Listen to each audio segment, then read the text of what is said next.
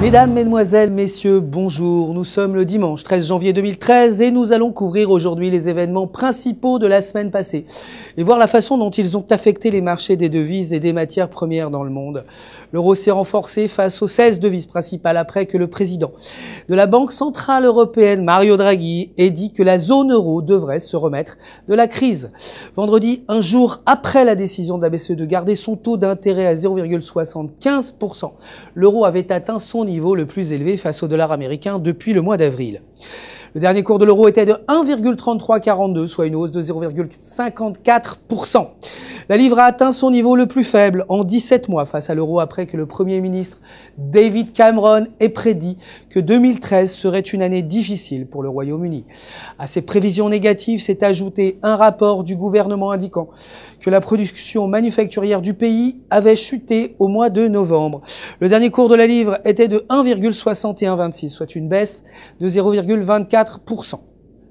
Le yen japonais a chuté face au dollar américain en faisant son recul hebdomadaire le plus important depuis presque 25 ans, alors que toutes les prévisions indiquent que le gouvernement japonais s'apprête à mettre en place des mesures de dévaluation de la monnaie du pays. Le dernier cours du yen était de 89,18.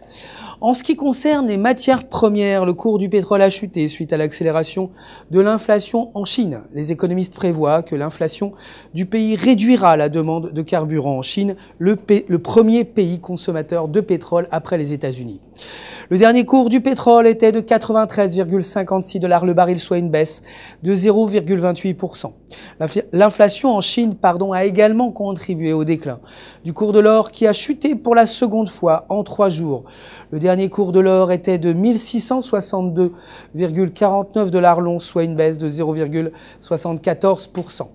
C'est la fin de cette édition hebdomadaire. Merci de l'avoir suivi. Je vous retrouve demain pour un nouveau point sur les marchés des devises. En attendant, je vous souhaite une excellente journée de trading en compagnie, bien sûr, de www.ifxmarkets.com.